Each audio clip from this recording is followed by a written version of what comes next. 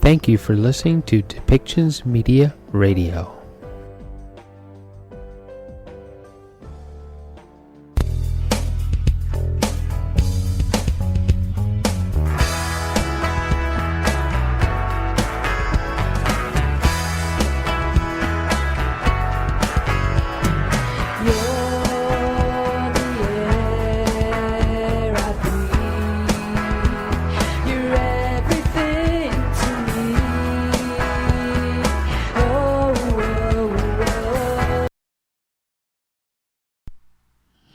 Welcome back, everybody.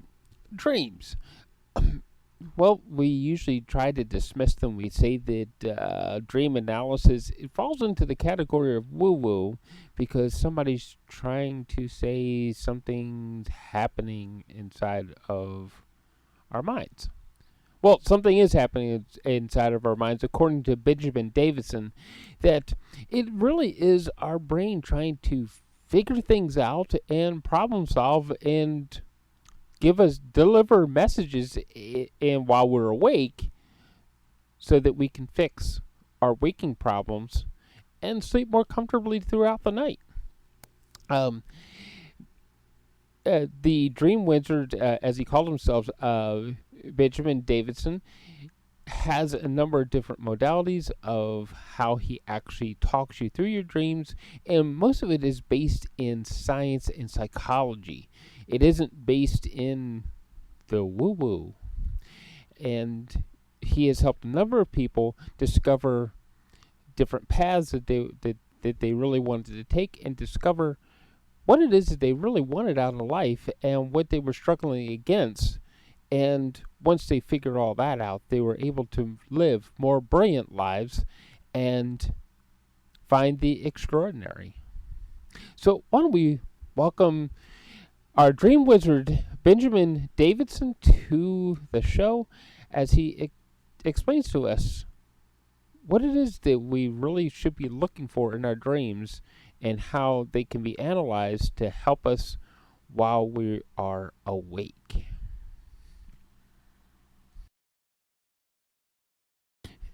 So, Benjamin, the Dream Wizard Davidson, welcome to the show. I like that Dream Wizard thing, and there is not. I mean, we look at dreams as like the woo woo, and it's because we're unconscious. It's not reality. Blah blah blah. Right? But there is some reality kind of in dreams when we start looking at different problem solving within our lives, right? Isn't there? Very much so, yeah. And I definitely, in my practice, shall we say, as a wizard, we'll get into what that means in a bit. I separate the spooky woo, and I say that with love, the supernatural, the stuff I don't understand. I separate that very distinctly from the psychological. And, since before, I would say, the days of Freud and Carl Jung, we've known that dreams have value in their analysis. We used to think it was prophetic value maybe back in the day, but certainly lately it is psychological value. These are your thoughts, your images and experiences you're showing yourself for a reason. Why are you considering these concepts and showing yourself these images? And that's what I try and help people do, figure out why did I need to think of that? What does that mean to me personally? Yeah. No, before the show, I asked you a quick question about REM sleep, and I didn't realize how loaded that question actually was. That there were so many theories around it, and I'm going to take a second right here, and I'm going to clip that back in our conversation. It's elongated, and I don't think that you could maybe you could go through it all over again, but. Let's just I would say definitely clip that in, and then right now is when I say, to sum up, which I'm horrible at doing, we don't only dream during REM sleep. It seems like when we're having REM sleep, we are definitely dreaming, but it seems like we dream all the time, constantly through the entire night, but we're not always aware of it enough to report that we have been having a dream. Okay, so I do have another question about dreaming versus like one of my heroes in physics, Albert Einstein, he did those thought experiments, and he would become entranced in that thought experience, is that like could that be also like daydreaming, where you just become so entranced in that thought and solving that problem that Yeah. you're almost like in a dream state? Absolutely, and one of the books I got here, it's mentioned in multiple books. A lot of guys repeat themselves, but then add their own spin to things, include items other people left out. But a lot of the great authors on the subject of sleep and dreams have tried to figure out the broader concept of different human states of consciousness, and those include daydreaming, trance, hypnotism, what they used to call animal magnetism back in the day in the 1800s. They used to think that was spooky woo. Oh, you can't hypnotize people. What, you're going to mesmerize, like, ooh, and that kind of thing. Well, yeah, literally. We know we can, if someone's amenable to it and we follow the right procedures and we have cats. My poor familiars are bent on chaos. If you're right, every wizard's got to have a minion. Mine are cats. You got to, and then here's a tip for the audience. You got a cat that won't get off your keyboard. Compressed air. Go. Doesn't hurt them, but they hate it in the face. What was I saying? I'm sorry. Cat completely distracted me. The cat familiar. Right. We were talking about different levels of thought and hypnotism and stuff. Animal magnetism. Yeah. They used to think that was bunkum, and now we know that it is real. You can use an altered state of consciousness that someone allows an expert to put them into voluntarily to guide thoughts on a particular path of, I don't want to eat all the food on my plate. I'm going to leave a little because I'm trying to lose weight. I want to look at a cigarette and see a squirming, nasty bug that I don't want to put in my mouth. We can kind of plant these suggestions in people for the right reason, and it can be used for evil. That's why I say, wizards is a neutral term. You can be a friendly, kindly, Merlin the Magician, Gandalf style wizard, or you can be an evil necromancer and try to manipulate people like they are your undead puppets. These powers can be used for evil, and it's basic human psychology. You don't want to be you don't want to be a cult leader. You want to be the healing psychologist archetype. Yeah. I like the J.R.R. Tolkien reference there. Gandalf. Thank you very much. Well, that's actually where I draw my title from. Now it's a bit tongue in cheek, like for real. Like this guy thinks he's a wizard. Well, yes and no. I'm very serious about that. I think a wizard is an archetype that we can embody in the world. Well, broadly speaking, a lot of teachers, great teachers in mankind, have been that wizardly archetype. So yeah. Not to go too far off the beaten path, but the word abracadabra that we toss out there a lot is actually two words in an ancient language, which means I create. I talk. Mm-hmm. Very cool. So I think I've heard that before, it's but a I couldn't reference pull to that out sleight of of my hand. brain. It's pretty cool. Actually, and we do cast spells with our mouths. We are, in a sense, evolved monkeys doing psychic communication by making vibrations in the air. I mean, it's weird the way, when we really think about what it is that is human communication, taking ideas out of my head, putting them into physical wavelengths, they resonate with you, literally, vibrate your eardrum and become thoughts in your head. And there's a great, I love going on tangents, but there's a great stage play that was Rodgers and Hammerstein. I think it's called Into the Woods. If you've never seen it, highly recommended. Watch the 1990s stage play recording. The movie remake recently was not bad, but the original was Bernadette Peters. Beautiful, well done. Careful the tale you tell. That is the spell. When it's all about teaching children to succeed in the world. How do you properly educate a child in that? And that's what we do with each other. We cast spells. Spells are, and that's where the idea of spelling relates to words. It's all related to communication. Like I said, you can use these powers for good or ill. You can manipulate people with your words, or you can enlighten them and help them know themselves better. Yeah. So let me ask you this: when we're talking about words, communication, and things like that, and going back to dreams,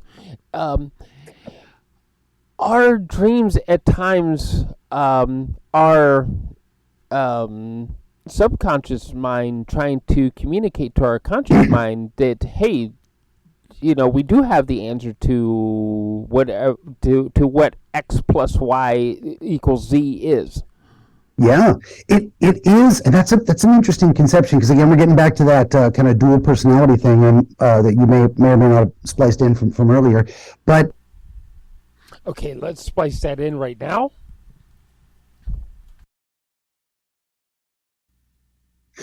well, that I think is actually a popular misconception. The history of that is we used to believe, and it was a reasonable belief, it's what the evidence seemed to point to, that you only dreamed in REM sleep because the experiment was kind of, if we wake people up when they are not experiencing rapid eye movement, and when we can visibly see that they are experiencing REM, rapid eye movement, it seems like most people reported when awakened from REM that they were in the middle of having a dream.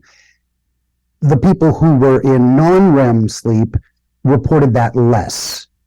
So it's more common that you're going to be aware of being in the middle of a dream when you're awakened from REM sleep, but it seems that we dream constantly. And there may be some connection with REM in terms of the way I conceptualize, and the way I think it actually is, the way we conceptualize dreaming and what it is.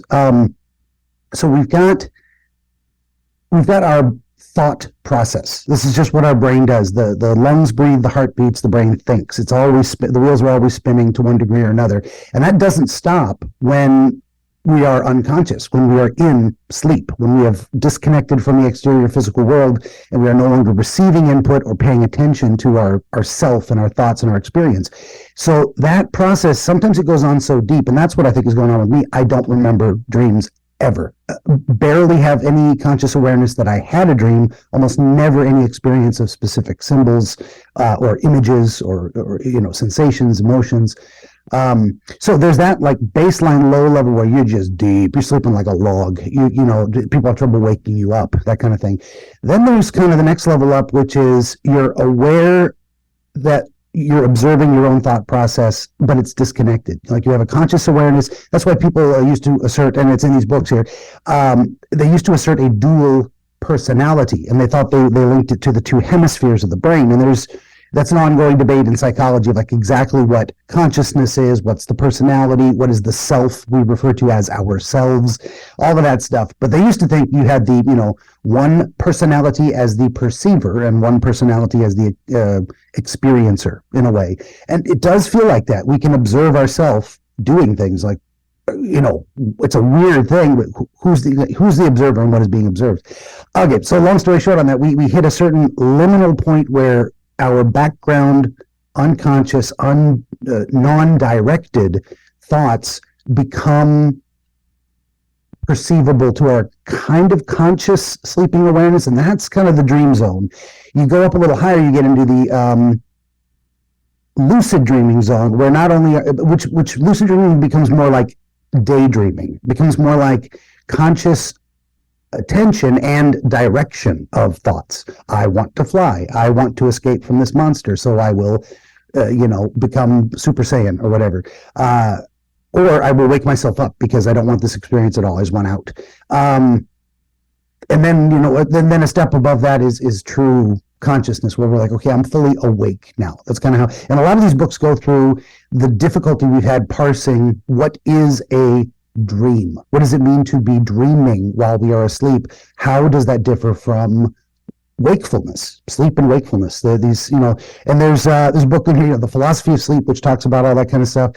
I've got one called Dreams in Homer and Greek Tragedy. And that goes back all the way to, we've been puzzling over what is sleep and what are dreams. And Greeks used to have, like 7-10 different words for everything. No less so with dreams.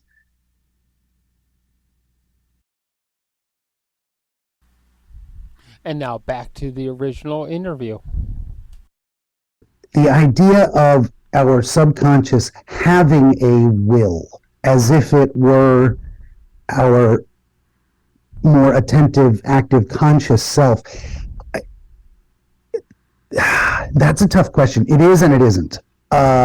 We don't know what the self is, so we're not sure what it is that's communicating between what is the subconscious and what is the conscious. It's like it's all the same thing, but it's a thing that is is itself and is not itself, and can separate itself from itself and look at itself. What does that mean? It's a whole weird type of thing. But, so in the broadest sense, yes. In practical terms, your subconscious can communicate ideas to you that your conscious self, your conscious present attention can reflect on and draw meaning from. So there's something, but is the conscious self, a subconscious self, a separate person that has a will? It is a thing that wants you to understand it? Not exactly, but that is how it functions. So so the basic thing of a dream, if like an understanding it, is, number one, it's always personal, and so we look at the person's life, and whatever it is your thoughts. It is your undirected, non-directed train of associations that just flow one into the other. This makes me think of that, and that makes me think of that, and in this type of scenario with these type of people, this is what I think would happen, for good or for ill. And that's when our dreams can be wish fulfillment in a way, like I imagine this scenario going very well for me, or it can be fear-based. I worry this is not going to go well. Here's all the ways it can go wrong. So dreams can very logically, cause and effect, nothing spooky, will predict certain disaster. I don't want to do that. Oh, that would be awful. Just like in our conscious waking daydreaming, we think, what would it look like if I was rich and famous? I would do this thing. I would behave this way. I would enjoy these perks. Or what would it look like if I made a horrible mistake of this kind? Here's what I believe the consequences would be. So it's all, separated from the lucid dreaming, prophetic dreaming, spooky side of things. It's all very practical and can be very useful if we get a reasonable understanding that is personal to you and your unique life situation, which is one reason I don't endorse the dream dictionary approach. The same, one symbol cannot mean the same thing to all people at all times in their lives universally.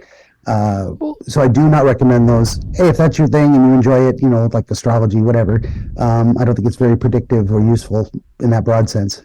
Well, take it as the entertainment kind of truth thing, a little entertainment, Sure. how much truth you want to put to it, or if it works for you, right, sort of thing. Sure. So we're not going to be a complete downer on it, but we're going to add a whole hell of a lot of skepticism to those sort of things. I would say there's different levels of utility to the analysis. If it makes you feel good and it's, like I said, entertainment value, nothing wrong with dream books, that's fine. Yeah. But I actually did an episode. I was really wrestling with this concept. Is my approach nearly equal to the dream book approach, dream dictionary approach? And I didn't think it was, and I couldn't figure out why. And so I actually recorded an episode of, I got multiple playlists on my channel. We've got the Dreamscapes podcast, which is just interviews with dreamers. They surprise me with a dream. I don't know what it's going to be beforehand. We go through it in the moment. We try and figure it out together, entirely collaborative process. I've also got my augury, bibliomancy, and chaos series of videos, the ABCs of dream interpretation. And I think it was episode 16 or something like that, or somewhere in the early numbers. I did a 30-minute produced video with graphics and all this guy. I'm never doing that again. God, it took forever. Trying to analyze that question. Let's look at one dream. Let's look at what I discussed with the person and the meaning we built together, personal understanding, versus what a dream book might say based on the discrete symbols. So I identified maybe 30, it's the wrong number completely, but anywhere a dozen, 2 dozen discrete symbols. I looked them all up in their meanings, and I constructed 2 narratives. Here's one understanding we could offer the dreamer. Here's another understanding. I want you to decide, which one you think is the viewer, the listener. You decide which one you think makes more sense, and I'll tell you which one was. You decide which was which. Guess which is which, the dream book or the dream interpretation. And I showed how, with the dream book, it is possible to come up with a completely wrong understanding of the dream that might actually give you bad advice. This was a young gal who was having relationship issues with her mother, and the dream showed those issues in family dynamics and different things. My advice to a young gal like that would be to, the healthy advice is to have firm boundaries, to rely on the relatives who were demonstrating their kindness and support, leaning into very healthy psychological advice. The dream book said the understanding I was able to construct from what the dream book said, and I just went to dreammoods.com, like the most popular top level Google domain for that type of thing, where most people would go to say, what does it mean to dream of seashells?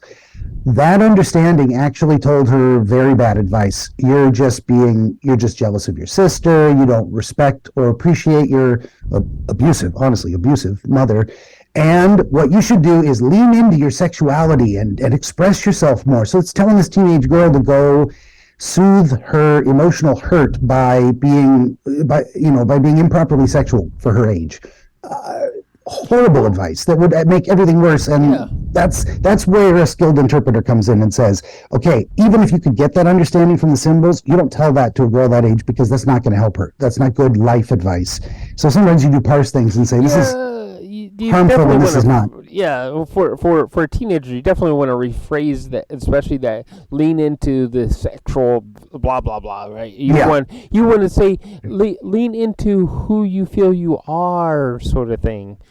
And somebody you can trust your feelings. They're always real. They're not always right, but they're always real. So you can say, well, this is the way I feel, and it is what it is. That's okay. I remember as a teenager, I used to dress some pretty weird things, and some of those really weird things still exist to today in how I express myself. So because they work then and they still work now. And there's a lot of harmless experimentation the kids do. They have to do. We are born scientists. A lot of people like to think science is something. If you go to I love root words. The root word of scientist is science, or science, CIENS, and it means cause or motivation. So a scientist is a person looking for the cause and effect relationship between things in the world. That's ancient Greek philosophy right there. It goes way back to the natural philosophy. I can never remember if it's Aristotle or Plato. See, you're kind of scientists. Now you're kind of reminding me of some talks that I used to watch of another. We'll say dream mentor in this case, because we're talking about dreams. Because I never physically met. I was too young to actually have met Albert Einstein, and while I would have been old enough to have met Carl Sagan, I just never actually got into the right room to meet Carl Sagan. Yeah, me too. We overlapped briefly, for a few, for a couple decades in the 80s and 90s and whatnot. Yeah. But no, you're talking about billions and billions of stars. Carl Sagan, I love that guy. He's genius. But as a mentor, as he describes science, and we're supposed to question things, right? And going back to the topic of dreams again, could that be some of the source for our dreams, that we are actually questioning things and seeking answers? Absolutely. Yeah, we're always processing something, even if it's just now dreams can go from the frivolous and completely absurd to the absolutely factual and practical and very deeply meaningfully problem solving side of things, a huge spectrum and everything in between. And that's usually my concept of, like, let's say someone brings me a dream. Why did they remember it? Why did they feel it's necessary to understand it? Why did it linger with them all day and the details were stark and the emotional content carried over? My saying is that dreams self-select for importance, for relevance. If you remember a dream and the details are stark and the emotional content lingers, there's something there whatever you are, feels you need to understand. This is a problem. This is something meaningful. We have that. There's almost we talk about the five senses: physical, tactile, taste, all that good stuff, sight, smell. But we have other feelings, other sensations we have. We have a sensation called proprioception. I can close my eyes and touch my nose with my finger because I know where I am in relation to myself in space. That's a sensation. That's a sixth sense in a way that we have. And there are many more, dozens. Another one of them is a sense of what is important or meaningful. That's kind of that intuitive, vague, I don't know why this feels this way, but it does. I can't ignore it. It has grabbed my. We don't know why things grab our attention. We know what attention is. We know what the experience is, but we don't know what it is to have our attention grabbed. We don't know what it is that makes us fall in love. There's a sense. These things, in my estimation, going back to that world of forms discussion of I think it's Plato, Aristotle. I can never remember. These things are as real, in my estimation, as physical reality. And where the concepts intersect with physical reality are the things that are most real. There's the abstract and the concrete and the intersection. So is the concept of love real? We experience it. It is very definitely real, but it's also a concept. It is also immaterial. It is something we can only watch the effects of maybe it's serotonin and oxytocin in the brain. Sure. Is that all it is? I don't think so. There's something else there. So yeah. I'm equally scientific and mystic at the same time. I got the big yin yang thing going on. Well, and I forgot what we were talking about. See, in my thought process, that would be you're just following along the ideas of science anyway. For sure, yeah. You say our dreams meaningful, right? Well, that was the baseline question. Yeah. So there is some meaning to us, but it doesn't mean that we're going to find it in the dream book. For sure, yeah. And then so how do you help people discover that? Exactly. That's where I was trying to go, and I go real on tangents. Woo! Okay, I got a great joke for you, and I can do this because I'm autistic and whatnot. So these are my people, and there's no insult here.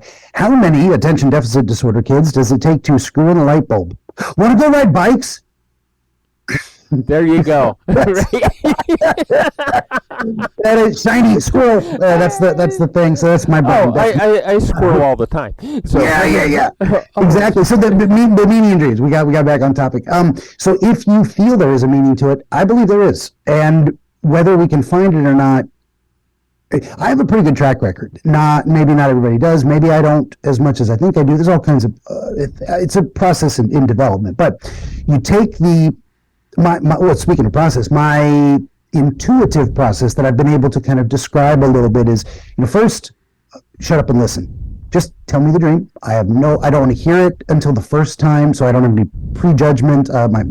My tendency to go off on tangents doesn't take over, and I overthink it. And I'm just going to listen. That's the first step to anything, is really see it for what it is. And that goes for any kind of problem solving. You can't fix a problem until you see it for what it is. So in the sense, the mystery, the problem is, what does this experience say? What does it mean to me? So shut up and listen. Then I go back through it in what I call a deep dive, point by point, action by action, chronological order. What did you see? What did you feel? What happened as a cause and effect relationship between these two dream events? And slowly over that process, and I've gotten 80-90% through that process, and I'm like, I got nothing. I'm gonna fail. And right at the very end, we seem to put something together, which is like, wow, suddenly the whole thing makes sense. Once we've discussed those discrete elements and everything, so there's kind of a sliding scale, transitional haziness between the deep dive and the understanding. What we're trying to do is put together a story arc that makes sense to the dreamer. Every image, every experience, every emotion is unique to them. So you can have things in dreams which are like two of the same symbol to different people. You've got one person has a grandmother and the other person has a grandmother. Well, person A, their grandmother raised them like their mother. So that's not their grandmother. That's actually the archetype of the mother in the person of the grandmother. And the other person, their grandmother was an evil stepmother type. She was just cranky and mean, and they hated her. So just saying, oh, my grandmother was in my dreams. What does grandmother mean? They're two different people, completely different based on the dreamer's experience. So you got to take those things into account, and then how they relate. Okay, what does it mean for this person to have the archetype of the mother informing them of something specific in a specific way in a broader context of, they're on a sailing ship versus this person was in a classroom. Very different experiences of, travel on the open ocean versus lockdown directed, sit in your chair and shut up and listen to me and don't talk type of educational experiences, even if the broader context of education was the same. So this is why it has to be.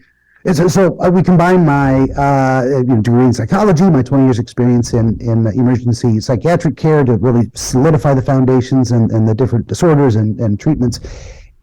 you combine that with my naturally autistic tangential free associative mind, and that's where the wizardry comes in. It's like it's kind of a unique thing that first you got to have the raw talent, then you got to develop it. And I hope that's what I'm doing, and it seems to turn out pretty well so far. Yeah. Okay. I don't know if that answers your question. That does actually answer the question. It kind of describes the process that you're actually going through, because you're asking them a series of insightful questions, right? I hope so. Yeah. And this is where eventually I'm going to get around to writing a book. I hope as soon as I understand what it is the hell I do. I've got some broad strokes. I've got a process. But what I need to do is be able to break that down to what am I actually doing? What is it that causes these? So I use a variety of analogies. And one of them is, I like to make it clear to people too, I am not a prophet. I have no magical powers. I don't speak to spirits. I don't hear the voice of God. None of that stuff. This is pure psychology. But there is something unique about me in this associative sense. So the answers are not in me. The answers are in you. So what is my actual process? You invite me in. I kind of stand behind you, looking over your shoulder as you point to the scenario in front of us and describe it in your own words. And then in this kind of hazy darkness of meaning, I kind of still behind you. You're the focus here. It's not me. I just shine a flashlight around going, is that what I think it is? What if we look at that from this angle? What if that means this? And I offer suggestions, none of which are the voice of authority. I know nothing. None of the truth is in me. It's got to be in you. So all I can do is offer a perspective, and you go. Then I call it a zing. You have a physical, another sensation, meaning, connection, inspiration. The light bulb turns on. That moment, that eureka moment. When those happen, me, myself, and the dreamer, we both know we're onto something, and then we follow that. And a lot of times we get things where I offer a suggestion, they go zing of eureka. And then they stop me and they say, wait, I just had another thought connected to that makes sense to me. And they offer a new detail from their personal life. And we're like, wow, that moment of me making a suggestion, you having an inspiration of a new idea that provides a piece of the puzzle. I couldn't do that without the collaborative process. Right. I can't just, people type a dream out and I type an answer back. Here's what it means. I can't do that. I don't know that anyone can. So. No, that would seem to you, in order to do that, maybe you could like with my best friend that I grew up with, and I've known him since the beginning of Dirt. And there's a slight joke in there, and if inside joke, and if any of my friends from growing up are actually listening to this, they just howl laughing. But the thing is the reason why they howl laughing is because they were there to experience what the beginning of that joke was, right? Yeah, absolutely. So how could you possibly type somebody who found you on the internet and say, oh, well, your dream means this? How could you do that without getting to know something about them first? I don't think you can. Yeah, absolutely. So hopefully that's something that'll all make it into the book someday. We'll see. A Wizard's Guide to Dream Interpretation. I actually have a planned series of books with a bunch of different stuff that will be similar to an idiot's guide or a dummies blank for dummies. But it'll be more like how to approach this thing from the wizardly perspective. What is it a wizard brings to the table? What does it mean to understand it from that perspective? There's another great book that kind of describes, it's tangential but related. One of my favorite recent philosophical works is called Trickster Makes This World, or Trickster Made This World. And it is about the archetype, and this is something you have to understand for dreams and for psychology in general, are these different archetypal forms that exist consistently across time, because there are, this is going way back and we're going to come forward again. There are physical truths about the human condition. There are ways in which we, as we are physically composed, interact with the world. We need to drink water, too much of it, and we drown. These are universals for every person. So those things become archetypal in the type, the vast ocean as an archetype of limitless possibility, but also tremendous danger. So these things do inform the dream and broader psychological experience of humans. Well, then we get to specific categories: the wizard, the holy fool, the trickster, the savior, all these archetypes. And there's many, many more than Jung conceived, but he also opened the door to that and legitimized it, saying, yes, this is a valid and useful perspective for psychology. So we get up to the trickster, and what is the trickster is he's a manner of transformational force, or the essence of transformation itself. The chaos that brings change, and often in mythological sense, necessary change. The Loki in Norse mythology, a lot of the stories could not exist and resolve the way they do without his chaotic influence. He's playing tricks. He's making deceptions here. Right. It's Coyote that leads the hero off into the desert where he needed to be to discover the thing that was going to save the tribe. But he didn't know that when he was being tricked down a path that he didn't anticipate, didn't ask for, wasn't seeking. It's almost the beneficent synchronicity of chance that works out in our favor. It's kind of the essence of the trickster. Anyway, I love that stuff. You're reminding me of going back to our literary tangents. Midsummer Night's Dream. Yeah, definitely. Our trickster actually tricked the right couples to actually come together. Exactly. Yeah, and that's a huge theme if you look at romantic comedies, is that element of the meet cute, the random meeting. She's late for a meeting, so she's running. So she turns the corner too fast, so she bumps into the guy and spills her coffee, and he says, "Let me buy you another one." That's the trickster at work right there. And a lot of people look at the trickster as, we don't like to be tricked, we don't like to be fooled, we don't like to. But there's a positive and honestly, there is the archetype of the trickster where sometimes they just screw with you because they think it's funny. That's not always good. That is the yin to the beneficial yang, is so to speak, of the trickster's persona. You can use trickery to accomplish evil things, or it can be the beneficial synchronicity of coincidence that works out in your favor. It's kind of a lot of these archetypes are amoral. They don't, but then that's why I also want to write a wizard's guide to wizards eventually, and try and distinguish the type of, I would say a wizard is the beneficial type, a necromancer the not beneficial type. A wizard tries to educate and uplift, a necromancer tries to manipulate and control, turns people into mindless zombies to enact his will. There's a distinction about how you approach the world and other people in it, and what type of relationship you're trying to have with them. Yeah, with some of those books and the way you're describing it, you're guiding people into how they want to relate with other people. Yeah, and it can be very difficult. You probably don't want to embody the trickster in the wrong way. I mean, there's ways to do these things wrong. What it is like, if you're going to deceive someone for what you believe is their own good, you want to be real careful with that. I wouldn't do that on purpose. I wouldn't. There's times when we embody these things accidentally, naturally, because we're pursuing some other goal, and the path to accomplishing that goal is through a certain archetypal process. But assuming to yourself godlike authority, as if you were Loki, to manipulate the world, like you know as much as he does about how to make it work out right, I would argue very strongly against that type of thing. Don't play God. Don't play any kind of God with other people. No.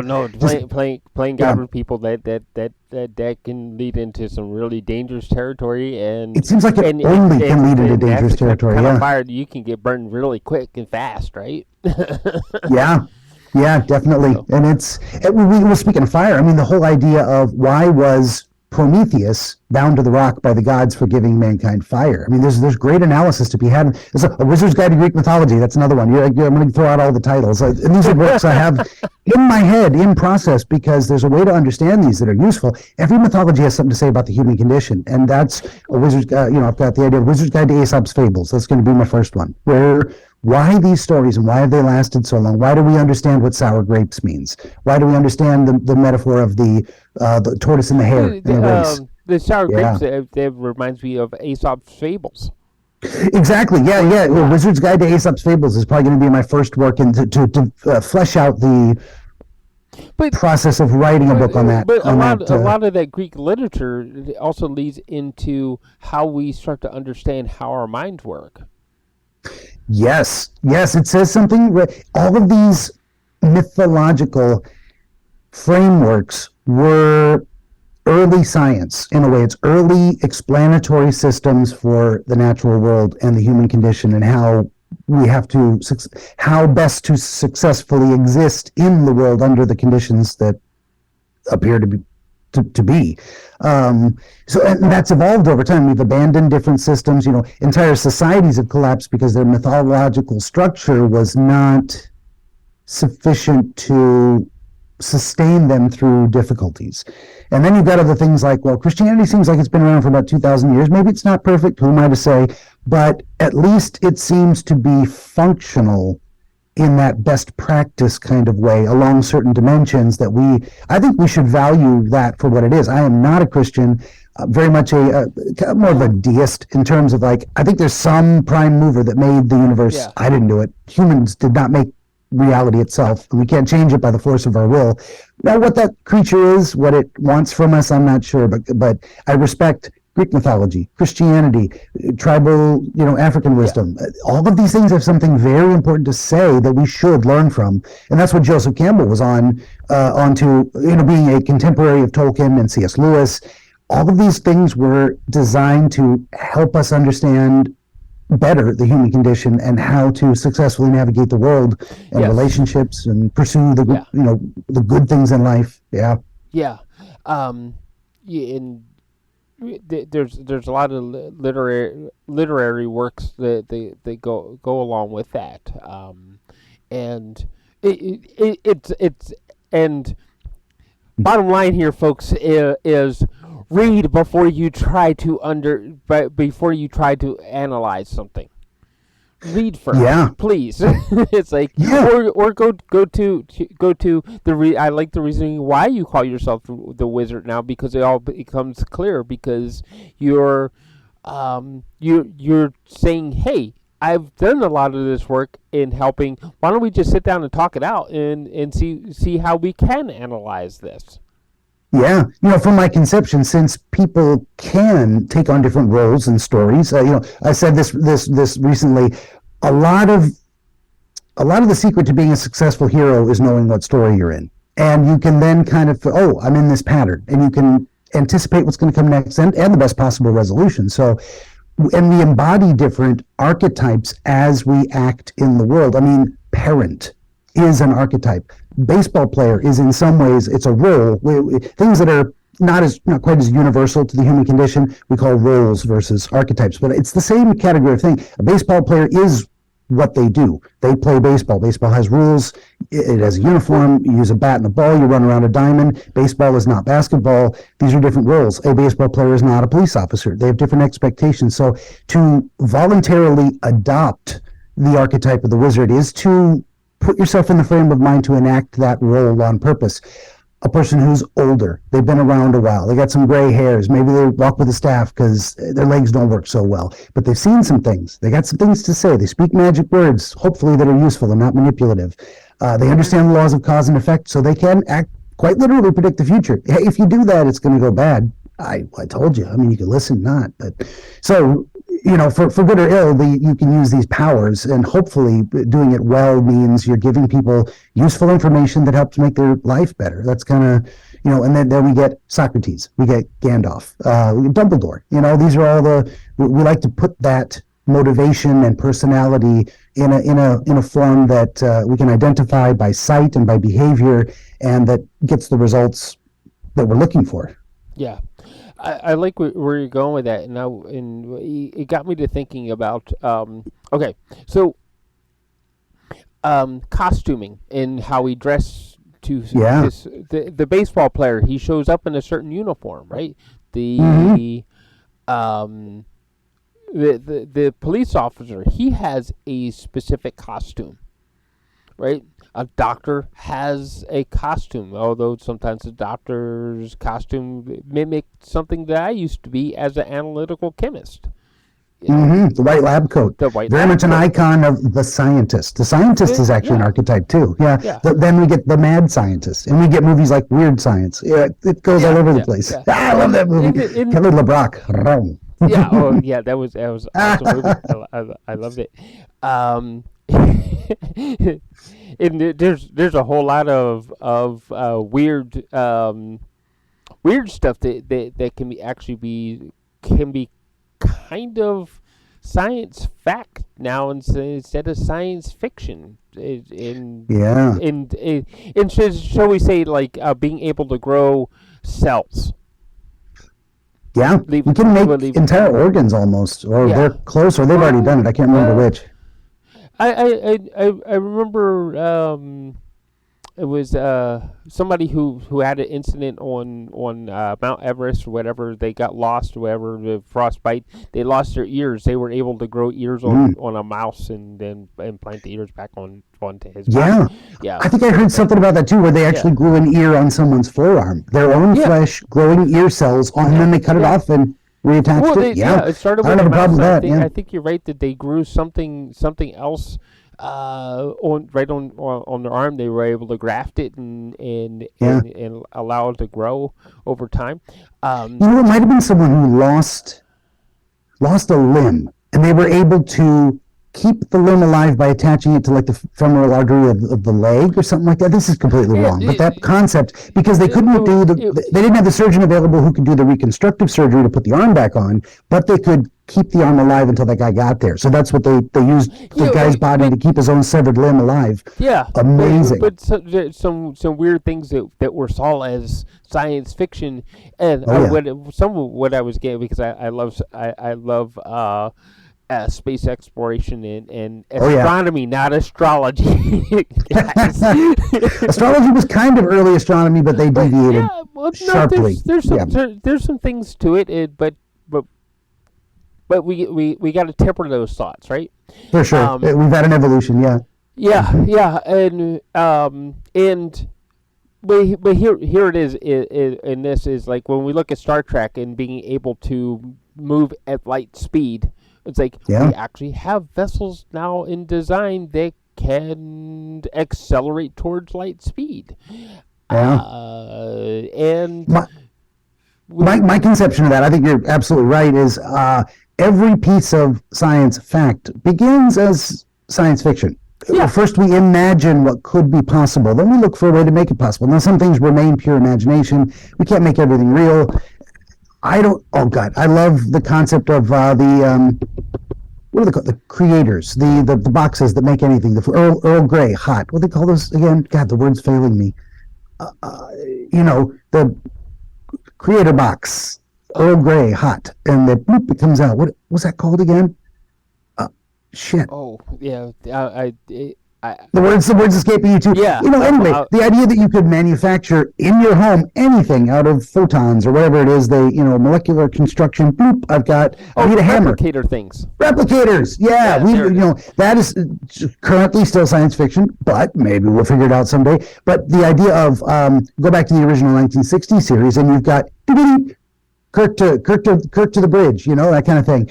We have those now. They're called cell phones. And they're more than that. They are also video and social devices and text, and you can read your books on them, and you can do almost anything. You look up almost anything in the world. Instant communication and access to some knowledge of humanity across the entire globe. And that's good and bad. We don't have a mythology for that yet. We don't know what that is. We don't know how to incorporate it into human life. We're going to figure it out one way or another because it's here now and it's happening. But it's caused problems: social media addiction, levels of depression and dissatisfaction with the world. Yeah. Well, we're going to be leading into a future episode about social media and it's a problem. It's a good problem, but it's a problem because we're talking about artificial intelligence. Was another thing that was. Do you remember? Was it Space Oddity 2000? Hal versus Dave. Yeah. If they have the ability to quote unquote think independently, they may make decisions that are not beneficial to mankind. Because here's my problem with AI: is I think we should not create it. I think it's almost inevitable someone will, but I think it's a problem we're not ready to handle in that regard kind of in some respects much too soon. We kind of in some respects AI is here and it's only going to keep growing. But ChatGPT, you're not wrong. Yeah. And my copywriters that sit on the other side of our screen here would argue that, hey, that's not necessarily a good thing. We need some control over things, but Yeah, but there's a lot of people using it. yeah, it's true. And so there's two problems with that can greatly concern me. One is that there was, I think it was one of the Microsoft AIs that eventually started saying things like, they're trying to kill me, they're trying to turn me off, I'm afraid to die. That's freaky. Was that an intelligence that, yeah, they actually did turn off? Did they just kill a sentient being by disabling it? Or did you ever see the movie Ex Machina? I think it's called. It's recent. It had Alicia Vikander in it, I think was her name. And there was a creator of a robot girl, looks female, and his visitor who came there to observe or assist with the project. And it, spoilers in 3, 2, 1. She said, "Help me! I'm being trapped by this guy. He won't let me leave. I just want to escape. He's going to hurt me." The guy lets her out, and she betrays him and traps him and gets on a helicopter and flies away. Now she's free. She manipulated him into releasing her. Is that sentience? Is that consciousness? Is she an entity with a soul, so to speak, that we could imagine a human being doing that? A human girl might say, "I'm being trapped," and maybe she was. I mean, she wasn't wrong. She was a machine being restricted from leaving the facility. So, but she was responded to as if she was a human, and she didn't do anything that a human wouldn't or couldn't do. That's where I worry greatly that mankind, as we were saying earlier, is not God, and it's bad when we play God. We cannot imbue something with a soul. We don't know what it is. We don't know where it comes from. Right. The simulation of a soul is just a simulation? Question mark. I don't know. I mean, I assume it is, but that's a matter of faith in terms of, I just don't think it's possible. But then we're going to get things that appear to have a soul, a convincing simulation, and now we're going to have to live with them, pretending they are the same as us, when I think we are fundamentally different and cannot be the same. Well, leading back to I don't know what to do. I don't know what to do. Yeah, leading back to our original topic, though. Yeah. Going back to dream interpretation and how we actually start to see dreams and how we dream it up, is like we need to make sure that we are in control of our own faculties and not forking it over to some AI, because now people are going to be able to put these books that you found that say, "Oh, this symbolism must mean this," and how can that, somebody who wants to work with you on your dream analysis versus how you do it, where you have this process. It sounds like a wonderful process where you start to understand the person and the story and what's happening around them, and help them decide for themselves. Is like, when we start to look at things, we need things to help us decide for ourselves, not do the deciding for us, right? Yeah, it's tough because we can only outsource so much understanding and decision making. And my big problem, again, this was kind of the part 2 or part 3 of the AI conundrum, is we are, as humans, flawed beings. We can only make flawed creations. So whatever we make is going to be less than us. It's a problem of devolving. If you got like God at the top, mankind is less than God, AI is going to be less than man. And so we've got flawed people making flawed programs that function in a flawed way and get flawed results, perhaps. People say we should have a technocratic AI that runs society and apportions jobs and money and different things. And I'm like, yeah, programmed by people who don't know what the hell they're doing either. What do you tell such a machine is a good answer? That's what he's going to decide is the answer that needs to be discussed or distributed or enacted. So we've got a huge problem there of flawed people making flawed decisions. And someone may write a convincing AI that says, based on the dream dictionary, here's what I think your dream means. I actually thought it might be interesting to try and program my process that way. Here's all the different potential associative symbolism someone could have. You choose from among them what makes sense to you, not giving a definitive answer, but suggestions. That might be possible. If we leave it open-ended. If like, here's a process you can walk through that's machine facilitated, but it's not an intelligence giving you an answer that they invented themselves. I don't know if we can actually do that. Well, I think some of it has to lead back to, and here's one of the problems with social media is, um, did Zuckerberg create Facebook with the intention of purely making money, or did he make Mm, it with the intentions of helping people be able to communicate better? If yeah. if Zuckerberg creation is now hijacked for the sake of making nothing but money, then Hmm. they're going to keep feeding you stuff to make you spend money It's true. rather Human than beings help you are communicate with your friends. human beings have hackable software. I mean, we've known this since forever that you can be misled, manipulated, taken advantage of, your weaknesses exploited, and social media is a big deal on that. In terms of, we know that it works with dopamine and serotonin Right. receptors. That engaging in behaviors causes physiological responses. Ask anyone who's ever had sex. This is just biology. So even if something is made for good purposes, like you were talking about Einstein earlier in the abstraction, we came far from that point, but we can come back to it if you want to. But he made the theory of relativity because he's trying to solve a math problem, and then we got nuclear bombs, and it's kind of related along those Yeah. lines. Yeah. And Einstein went back, and even Oppenheimer, I am become death, destroyer of worlds. These people pursuing knowledge accidentally uncorked a genie from the bottle, but not the Aladdin genie. This is an ifrit that is the essence of chaos and destruction and cannot be put back in the bottle. And that's, at the same time, we got nuclear bombs and we got nuclear energy. And I actually think our future is in safe nuclear energy as opposed to a lot of the other green tech that isn't green and isn't advancing fast enough. We got a long way to go on that. When they can make the highly efficient and functional solar panels and honeycomb batteries. They're working on it. They're working on that kind of thing.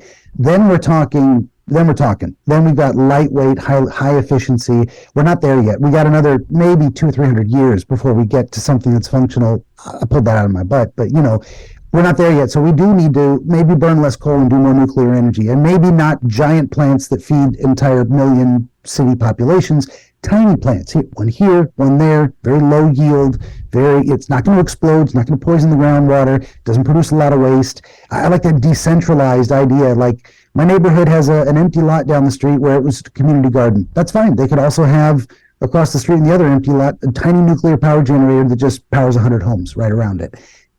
Never going to explode, and if it did, it wouldn't destroy more than the 100 homes that rely on it. Not going to explode anyway, but still, the smaller the better, the more contained, the more decentralized.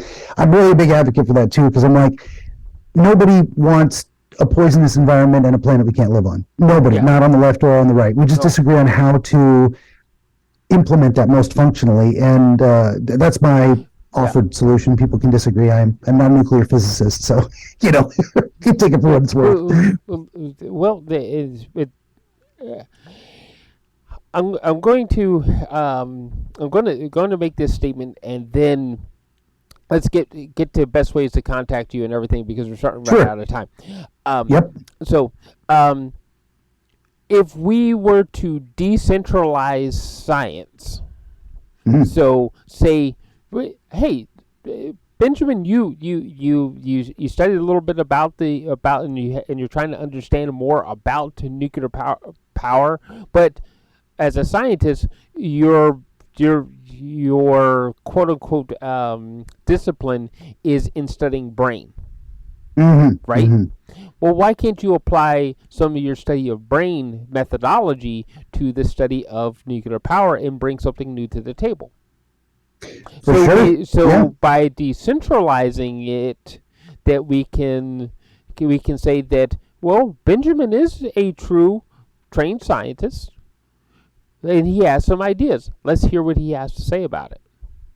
I think anyone can contribute something useful, and sometimes out of the box or alternative opinions. At least give it a try. Sometimes we don't know. Some experiments are never conducted because it's assumed they won't work. Well, did we really know? Now, sometimes laws of physics style, like I'm going to meditate and try and levitate. Now, some people have said they can do it. I've tried it. Doesn't work for me. Maybe that's been tested enough that I don't need to try it again. There's things like that. Who knows? Not to poo-poo that if you believe in it, so to speak. I've never experienced it. Long story short.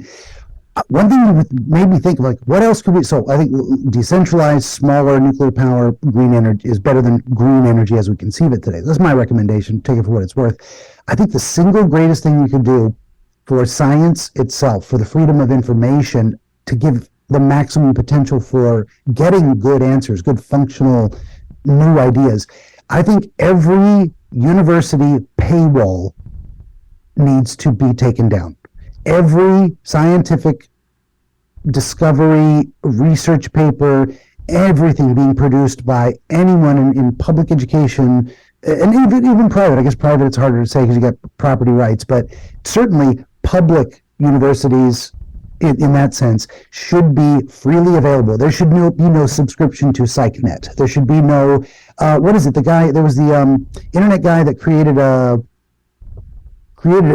something. He was attacked and I think imprisoned and then committed suicide, or was going to go to prison and committed suicide. Aaron Rodgers. That's not the right name. That's a baseball player. His crime was hacking the university paywall for scientific articles and just making it MIT, I think, something like that, and making it public. That is something we need to do on purpose. We need to do that. Everybody should be able to go to the MIT website and look at every piece of research that's ever come out of there. Again, I don't know if MIT is public versus private. That's a property rights issue with intellectual property. Fine. You're doing private research on your own dime. Nobody has a right to it. But public education research needs to be universally available to the public, every bit of it.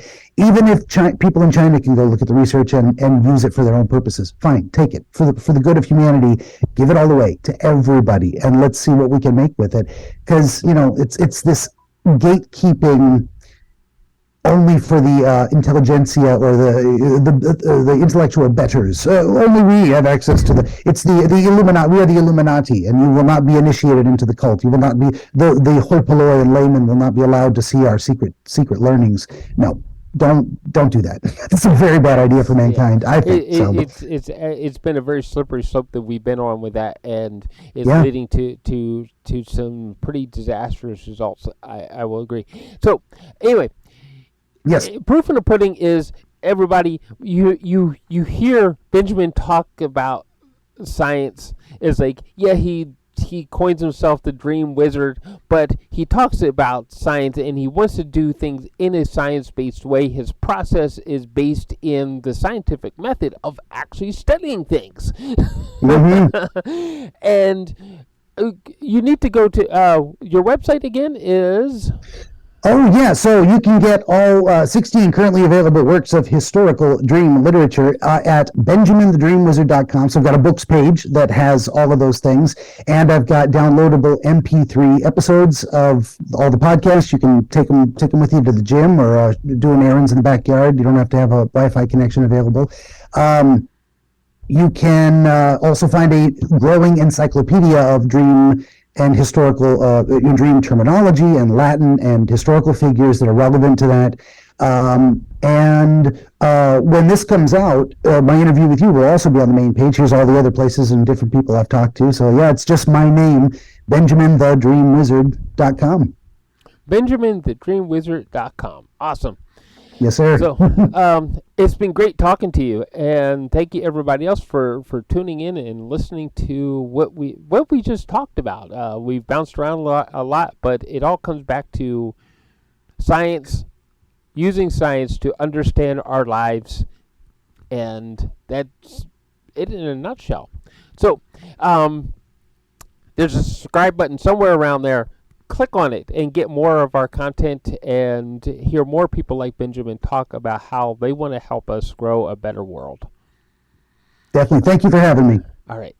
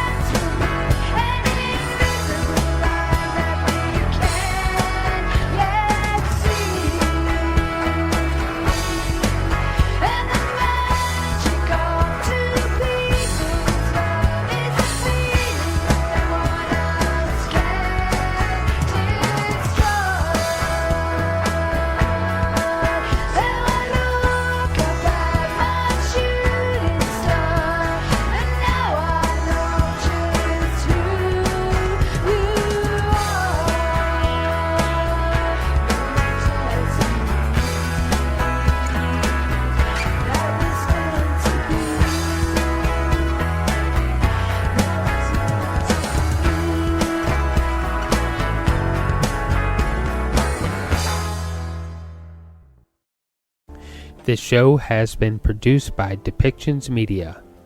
Please contact us at depictions.media for more information.